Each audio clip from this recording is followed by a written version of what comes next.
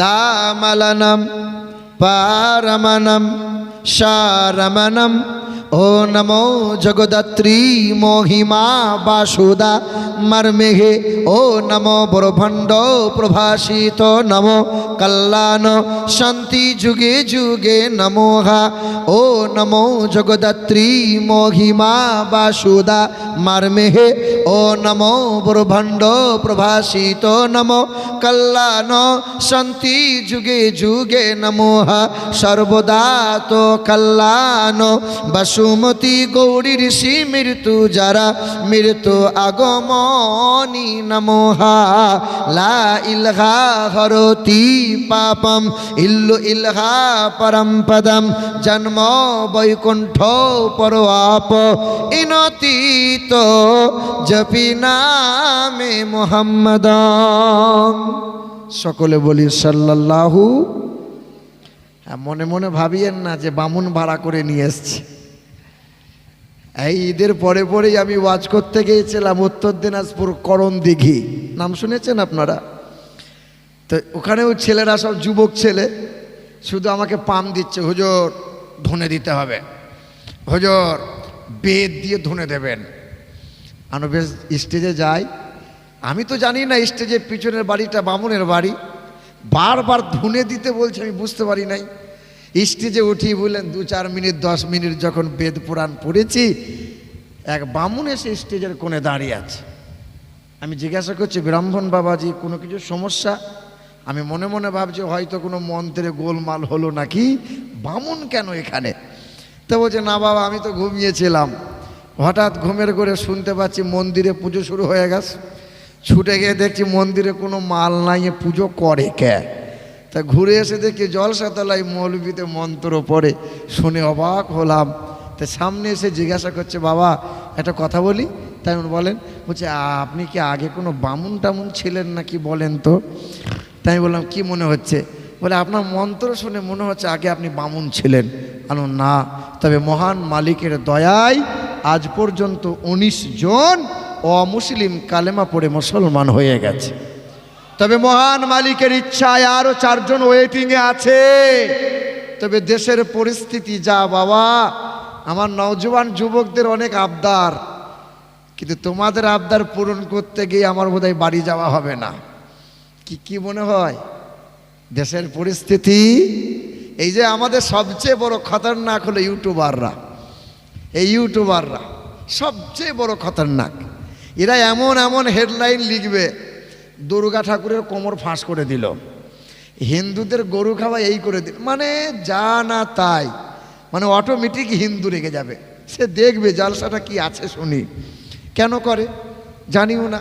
কিছুদিন আগে লালগোলাতে বছরখানিক হলো, লালগোলাতে আমি একটা ওয়াজ করেছিলাম যে বাবা গরু যদি তোমাদের মাই হলো, তাহলে গরুকে তোমরা ফল ফ্রুট খেতে দাও, মায়ের মতো তোমরা সম্মান দাও, খাট পালঙে রাখতে দাও, চামড়ার বেল, চামড়ার জুতা, চামড়ার বেগ পরো না। গরু যদি মাই হলো তো সেই মাকে মুসলমান ডেকে বিক্রি কেন করলে বাবা? শুধু এই কথাগুলোই বলেছিলাম। না জানি কাটিং করে এমন করে জালসাগুলো দিয়েছে, নবদ্বীপ থেকে মানে হুমকি আসছে, আর আমার কাটিং ভিডিওগুলো দিয়ে মানে বাজে বাজে মন্তব্য দিয়ে সব কমেন্ট করেছে। আমি অনুরোধ করব, ভালো ভালো জিনিসগুলো প্রচার করো। দেশের পরিস্থিতি খুব ভালো না, দেখছেন তো আপনারা, বলেন। এখন চুরি করছে যারা, তারাই বলছে চোর চোর চোর, দেখছেন তো আপনারা। 2 ডাকাত চুরি করতে গেছে, 1 ডাকাত পাঁচিল পার করেছে, ঘরে ঢুকবে ডাকাতি করবে, 1 ডাকাত পাহারা দিচ্ছে। তো পাঁচিল যেই পার করেছে, পাঁচিলটা উল্টে ডাকাতের ওপর চাপা পড়ে গেছে। সকালবেলায় ডাকাত তখন মামলা করেছে রাজার দরবারে, বলেছে, রাজা হুজুর আপনার দরবারে, আপনার এলাকায় বাস করি আমরা, আপনার দরবারে নালিশ দিতে এসেছি। আপনার দেশের ডাকাত আমরা 2-4 বাড়ি ডাকাতি করব, এটাও কি পাবো না? বাদশা বলছে, আমার দেশের ডাকাত ডাকাতি করবে আর পাঁচিল চাপা পড়ে মারা যাবে, এটা মেনে নেওয়া যায়? বলছে, এক কাজ কর, সকালবেলায় উঠি ডাকাত, বাদশা বলে দিল আমার দেশের ডাকাত চাপা পড়ে গেছে, ওই বাড়িওয়ালাকে ধরে নিয়ে আয়, বাড়িওয়ালাকে ধরে ফাঁসি দেবো। ও পাঁচিল এইরকম কেন বানালো? দেশের ডাকাত চাপা পড়ে যাবে, না, মেনে নেওয়া যাবে না। বাড়িওয়ালাকে ধরে নিয়ে আসা হয়েছে। বাড়িওয়ালা বলছে, হুজুর বাড়ি আমার, জায়গা আমার, পাঁচিলও আমার, কিন্তু পাঁচিল আমি বানাই নাই, ওই কুদালের বাপ রাজমিস্ত্রি ও পাঁচিল বানিয়েছিল। বলছে এক কাজ কর, রাজমিস্ত্রিকে ধরে নিয়ে আয়, ফাঁসি দেব। রাজমিস্ত্রি বলছে, হুজুর এই অপরাধ আমার লয়, মশলা ইট সাজিয়ে আমি পাঁচিল তুলে দিয়েছিলাম, কিন্তু লিভারে আমার মশলা একটু ঢিলা করে দিল। বলছে এক কাজ কর, লিভারকে ধরে নিয়ে আয়। লিভারকে ধরে নিয়ে আসা হলো। লিভার বলছে, হুজুর এই অপরাধ আমার লয়, আমি বালু সিমেন্ট মাখিয়ে মশলা রেডি করে রেখেছিলাম বালতিতে, পাশে ছিল এক বালতি পানি, রাস্তা দিয়ে যাচ্ছিল এক হাতি, লাত মেরে দিল, বালতির পানি উল্টে গেল, মশলা ঢিলা হয়ে গেল। হুজুর এই অপরাধ আমার লয়, ফাঁসি যদি দিতে হয় হাতিওয়ালাকে দেন। বলছে হাতিওয়ালাকে ধরে নিয়ে আই, ফাঁসি দেব। বাদশার দরবারে হাতিওয়ালাকে হাজির করা হলো। হাতিওয়ালা বলছে, হুজুর আমার হাতি ঠান্ডা হাতি, লাফাঝাপা করে না, তবে আমার হাতি যাচ্ছিল পথ দিয়ে, আর রাস্তা দিয়ে যাচ্ছিল এক মহিলা, পায়ে এমন নুপুর পড়েছিল, ওর নুপুরের আওয়াজে আমার হাতি ভয়ে চমকে গিয়েছিল, লাত মেরে দিয়েছিল, বালতির পানি উল্টে গেল, মশলা ঢিলা হয়ে গেল, পাঁচিল দুর্বল হলো, ডাকাত চাপা পড়ে গেল, এই অপরাধ আমার লয় হুজুর, ওই মহিলার দোষ। বলে ছত্তরে মাকে ধরে নিয়ে আই। ছত্তরে মা এসে বলছে, হুজুর আমার 4টে ছেলে 6টা মেয়ে, আমাকে ফাঁসি দিয়ে না। বলছে কেন? বলছে আমার দোষ লয় হুজুর, আমি স্বর্ণকারকে বলেছিলাম আমি পায়ের নুপুর বানাতে দিয়েছিলাম, ও একটু ঘুঙুরটা বেশি দিয়ে দিয়েছিল। বলে এক কাজ কর, স্বর্ণকারকে ধরে নিয়ে আয়। স্বর্ণকারকে ধরে নিয়ে আসা হলো। স্বর্ণকার ছিল রোগা পাতলা মানুষ, এসি বলছে, হুজুর ফাঁসি দেবেন দেন, আমার কোনো ছলনা বাহানা নাই, এমনি বউয়ের কাছে সুখ সম্মান নাই। হ্যাঁ, রোগা পাতলা মানুষ, ফাঁসির জন্য তৈরি হয়েছে, দেহ যেমন গলা তেমন, ফাঁসির দড়ি যেই গলায় পড়িয়েছে, টান দিয়েছে তো ফাঁসির দড়ি টুক করে খুলে যাচ্ছে। তো বাদশা বলছে, এ মালকে ফাঁসি দিয়ে লাভ নাই, খুঁজে দেখ যার গর্দান মোটা সেই মাল ধরে নিয়ে আই, ফাঁসি দেবো। খুঁজে খুঁজে পায় না, পেয়েছে এক পীরের মুরিদ। দেখবেন যে বাড়িতে পীর যায় খাদিম তার পিছনে পিছনে যায়, পীর যা না খায় খাদিম তার ডবল চালায়। হ্যাঁ, দেখবেন মৌলানা হাসিবুল যদি কারো বাড়িতে দাওয়াত যায়, যে ইমাম সাহেব যা না খাবে, সাগরের যদি সঙ্গে যায়, ও সাবাত সাবাত করে চালাবে। দেখবেন এ বাবা, ছিল এক পীরের মুরিদ, মাল সস্তায় পেয়ে বস্তায় ভরেছে, খেয়েছে, গর্দান মোটা করেছে, সে মাল ধরে নিয়ে রাজার দরবারে হাজির। বাদশা বলছে এই মালকে ফাঁসি দেব। বলছে হুজুর আমার অপরাধ। বলে তোর অপরাধ তোর গর্দান মোটা, ওই জন্য। বলছে হুজুর আমাকে ফাঁসি দেবেন, তাহলে একবার চান্স দেওয়া হোক, পীর সাহেবের সঙ্গে দেখা করব। বলে তাড়াতাড়ি যা। পীর সাহেব কি বলছে, হুজুর আমি আপনার মুরিদ খাদিম লোক, আপনি যেখানে যেতেন আমিও সেখানে যেতাম, আপনি না খেতে পেলে আমি সব চালিয়ে দিতাম, হুজুর আমার ফাঁসি দেবে বলছে, একটু দেখেন কি করা যায়। পীর সাহেব বলছে, বাবা তুই আমার মুরিদ, চিন্তা করিস না, আমি দেখছি। শোন বাবা, তোর যখন ফাঁসি দেবো বলবে, তুই শুধু বলবি হুজুর তাড়াতাড়ি ফাঁসি দেন, তাড়াতাড়ি ফাঁসি দেন, আর আমি পীর সাহেব আমিও যাব, আমি সেখানে বাদশাকে বলবো হুজুর ফাঁসিটা ওকে না দিয়ে আমাকে দেন। দেখ বাদশা খ্যাপা হয়ে যাবে। বাদশার দরবারে মুরিদ হাজির। বলে মুরিদ তোর ফাঁসি দেওয়া হবে। মুরিদ বলছে হুজুর বেলা ডোবার আগেই ফাঁসিটা আমার দিয়ে দেন, হুজুর তাড়াতাড়ি ফাঁসি দেন। পীর সাহেব বলছে না হুজুর ফাঁসিটা আমাকে দেন। বাদশা চিন্তা করছে ব্যাপার কি রে, সবাই বাঁচার জন্য কত বাহানা কত ছলনা করে, আর ফাঁসি নেওয়ার জন্য এত হুড়ুহুড়ি করিস। পীর সাহেব বলছে হুজুর বলা যাবে না, গোপন কথা। হ্যাঁ বল। বলে হুজুর ভোরের বেলায় স্বপ্ন দেখেছি যে আজকে ফাঁসিতে মারা যাবে, সে ফুরুত করে বিনা হিসাবে জান্নাত পাবে। বাদশা চিন্তা করছে এত সুবিধায় জান্নাত হাতছাড়া করা যাবে। বলছে বাবা তোমরা বাড়ি যাও, ফাঁসিটা আমার দাও। দেশে হ্যাঁ সব কথা খুলে বলা যাবে, বুঝে নেওয়ার চেষ্টা করেন। দেশের পরিস্থিতি বাপ এই রকম, আইন আদালত ওদের হাতে, জজ ওদের হাতে, কোর্ট ওদের হাতে, প্রশাসন ওদের হাতে, আর্মি ওদের হাতে, সাংবাদিক ওদের হাতে, নেতামন্ত্রী ওদের হাতে। তাই যা ইচ্ছা তাই করবে, মুসলমান মুখ বুজে সহ্য করে নেবে। বন্ধু আমার, সোনার টুকরোরা, হতে পারে ভারতবর্ষ হিন্দুস্থানের মাটি, তবে মুসলমানের রক্ত দিয়ে এই দেশে হয়েছে খাঁটি। সোনার টুকরো বন্ধুরা, যখন দেশের প্রধানমন্ত্রী ছিল লাল বাহাদুর শাস্ত্রী, 1965 সাল ছিল, ওই সময় ভারত আর চাইনা যুদ্ধ লেগেছিল। আমার দেশ ভারত পরাজিত হয়েছিল। বারবার সাংবাদিকরা প্রশ্ন করেছিল, হে দেশের প্রধানমন্ত্রী লাল বাহাদুর শাস্ত্রী, আমার দেশ কেন বারবার পরাজিত হয়? লাল বাহাদুর শাস্ত্রী বলেছিল, দেশের সৈন্য সিপাহী সৈন্য তেমন নাই, অস্ত্র তেমন নাই, তাই তো চাইনার কাছে ভারত বারবার পরাজিত হয়। ওই সময় এক মুসলমানের ছেলে, হায়দ্রাবাদের নিজাম মীর উসমান আলী খান তার নাম, জমিদারের সন্তান, 5000 কেজি সোনা বাপ দাদুর রেখে দেওয়া সম্পত্তি তুলে নিল। আর জমিদারের সন্তান মীর উসমান আলী খান বাদশাহ আপনার সেই সময়কার প্রধানমন্ত্রী লাল বাহাদুরকে ডাকলো আর বলেছিল, এই দেশের মাটিতে আমরা মুসলমান জন্ম নিয়েছি, আমার বাপ দাদুর জন্ম হয়েছে, এই মাটিতে কবর হয়েছে, আমিও জন্ম নিয়েছি, আমারও একদিন এই মাটিতেই কবর হবে। এই দেশ আমার দেশ, এই দেশ তোমার দেশ, এই দেশ সবার মহান, ধন্য ধন্য আমি, আমরা পাক্কা সাচ্চা মুসলমান। মুসলমান রক্ত দিয়েছে, মুসলমান শহীদ হয়েছে, দেশের জন্য মুসলমানরা আগামীতেও জীবন দিতে রাজি আছে। 5000 কেজি সোনা দেশের প্রধানমন্ত্রী হাতে তুলে দিয়েছিল আর বলেছিল, যান দেশের সৈন্য সিপাহী অস্ত্র আপনি তৈরি করে নেন, আমার দেশ যেন পরাজিত না হয়। এখনো ইন্ডিয়া গেটে মোটা মোটা করে লেখা আছে স্বাধীনতা সংগ্রামীদের নাম, লেখা আছে 92,000 ব্যক্তিগণের নাম, হিন্দু খ্রিস্টান বৌদ্ধ জৈন সাঁওতাল যারা দেশের জন্য রক্ত দিয়েছিল যারা, কিন্তু সবচেয়ে বেশি জীবন আর শহীদি হয়েছিল তারা 62,000 টুপিওয়ালা দাড়িওয়ালা এই মোল্লা মুসলমান ছিল তারা। জোরে বলা যাবে না নারে তাকবীর, নারে তাকবীর। পিছনের লোকরা ভয় পাচ্ছে, বলছে এই রে ফেরে ফেলিয়ে দেবে মনে হয়।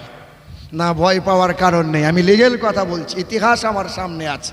সকলে একটু মহাব্বতে বলেন নারে তাকবীর, নারে রিসালাত, দিন ইসলাম, খাজা কা হিন্দুস্তান, নারে তাকবীর।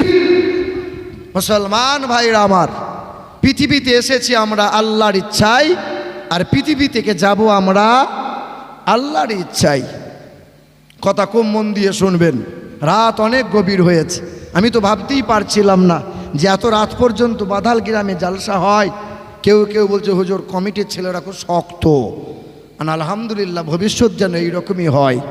কারণ অন্যান্য জায়গায় গত পরশু দিন লালগোলায় ছিলাম কোনো এক গ্রামে, সেখানে 11টা বেজে গেছে তো পুলিশ এসে হাজির হয়েছে, আর কত নানান বাহানা কত ছলনা, প্রোগ্রাম শেষ করে দিতে হলো। ভাইরা আমার, পৃথিবীতে এসেছি আমরা কার ইচ্ছায়? যদি আমরা নিজেরা ইচ্ছে মতো আসতে পারতাম তাহলে গরিবের ঘরে কি আসতাম বাবা? নবাবের বাড়িতে আসতাম। আর যদি ইচ্ছে মতো যাওয়া হতো, কেউ কি এত সহজে চলে যেত? বলেন না। 2 বছর মায়ের স্তনে মুখ লাগিয়ে দুধ পান করে, কখনো দেখেছেন শখ করে বাচ্চা দুধ ছেড়ে দিয়েছে? দুধ ছেড়েছে। মা বহু চেষ্টা করে, এমনকি নিম পাতা বেটে বেটে স্তনে দেয় বাচ্চা যেন দুধ ছেড়ে দেয়। 2 বছরে বাচ্চা যদি শখ করে দুধ না ছাড়তে চায়, 70 বছর 80 বছরের মুরব্বিটা কেউ কি দুনিয়া ছাড়তে চায়? আমি প্রায় বলে থাকি, আমার বাপের নানি বেঁচে ছিল 118 বছর, রুগা পাতলা মানুষ ছিল, লম্বা মানুষ ছিল, 118 বছরের মহিলা। তখন আমি সবে হাফেজে কোরআন হয়েছি, দেখা করতে গেছি। বড় মা কেমনে রও? তা বলে বাপ একটু দোয়া করে দে, তুই তো টাটকা হাফেজ। কি হাফেজ? তুই তো টাটকা হাফেজ, দোয়া করে দে বাপ যেন আর 10 বছর টিকে থাকি। মানে 118 বছর বেঁচে আছে, তখনও চাইছে আর 10 বছর চাই। কেউ কি মরতে চাই বাবা? আগে কারা মরবে? যুবকরা তো ভেবে নিয়েছে এখন তো আমরা মরবো না, আগে মরবে কারা? আগে মরবে কারা? বুড়ো যারা। এই গত পরশু দিন 3 দিন আগে মানে বকরা ঈদের পরের দিন আমারই গ্রামে, আমারই পাশের গ্রামের ছেলে অ্যাপাচি গাড়ি নিয়েছে, মাঝে মধ্যে গিয়ারে প্রেসার দেয়, গ গ করে আওয়াজ হয়, আর পাশের লোকরা সবাই তাকিয়ে দেখে, সাংঘাতিক এঁড়ে গরু, সাংঘাতিক বাপের ছেলে, বাপ যেমন বাচ্চা তেমন। দেখবেন মাটি যেমন হয় গাছ তেমন হবে, মাটি ভালো হলে গাছ ভালো হবে, গাছ ভালো হলে ফল ফলন ভালো হবে, কারখানা ভালো হলে প্রোডাক্ট ভালো হবে, আর মা বাপ যদি ভালো হয় বাচ্চা ভালো হবে। তো ছেলেটা 22 বছরের ছেলে অ্যাপাচি গাড়িতে বারবার গিয়ার দেয়, গ গ করে আওয়াজ হয়, একবার ডান দিকে যায় বাম দিকে যায়, কিছু সময় পর একটা টাটা সুমো এসে ঠুকে দিল, 20 হাত তফাতে গিয়ে ছিটকে পড়ে গেল, মাথা দিয়ে সামান্য কান দিয়ে রক্ত বেরিয়ে গেল, বললো মাল ক্যাল্লাফ হতে পৃথিবীতে আর নাই।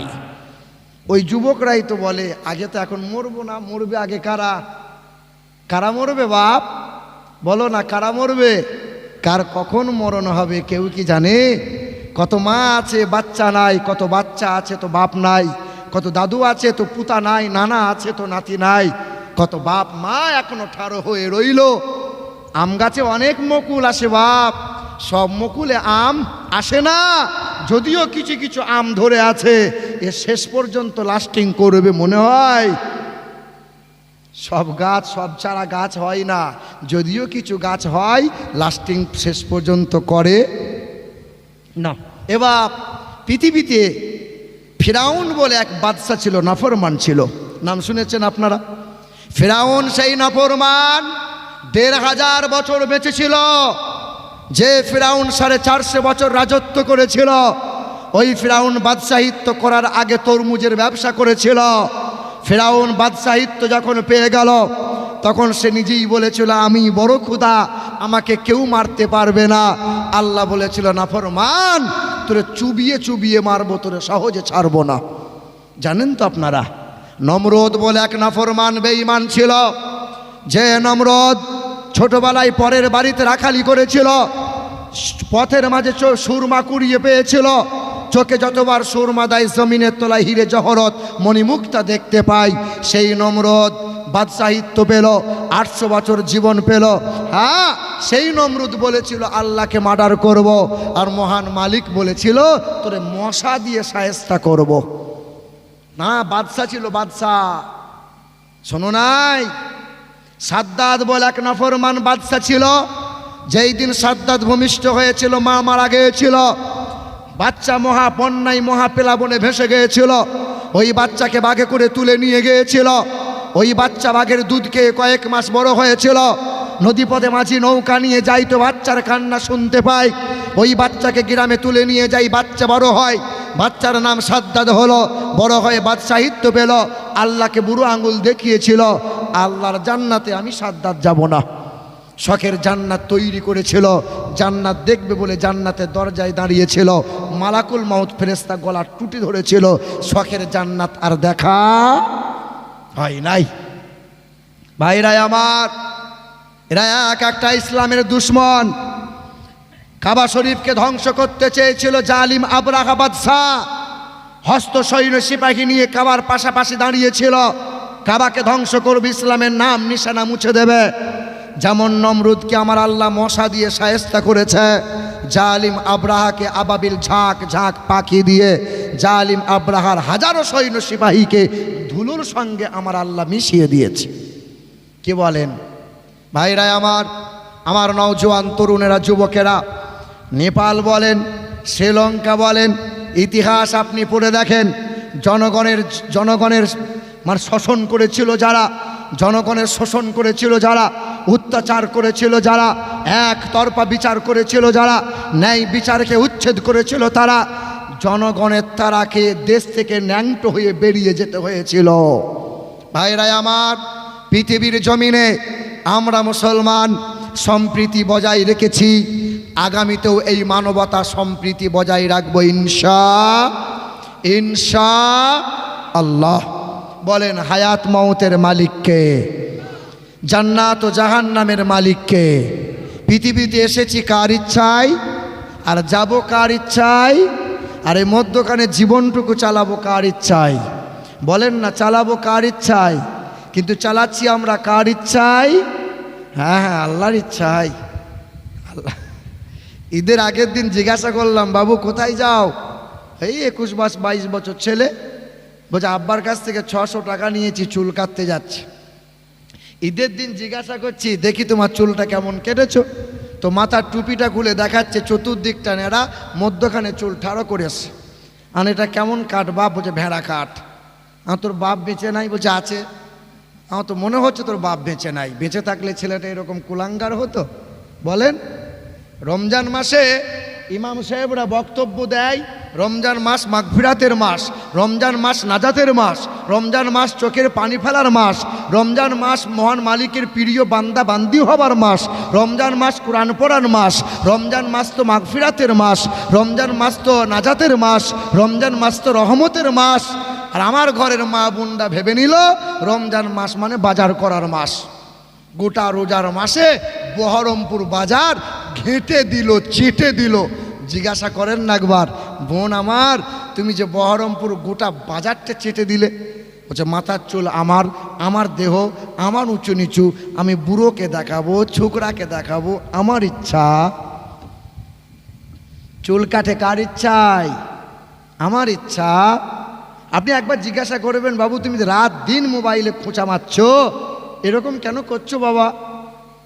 তোমার বাপের টাকাই করছি, আমার বাপের টাকায় মোবাইল কিনেছি, আমি রাতে করব, সকালে করব, বাথরুমে গিয়ে করব, খাবার খেতে খেতে করব, শুয়ে শুয়ে করব, রাত 3টে পর্যন্ত করব, আমার ইচ্ছা। আমার বাপ তো বেঁচে নাই, বাপ তো মরে গেছে। ওর বাপ বেঁচে থাকলে ছেলেটা এরকম তৈরি হতো? ও বলছে কেচ্ছা বলবেন, কেচ্ছা।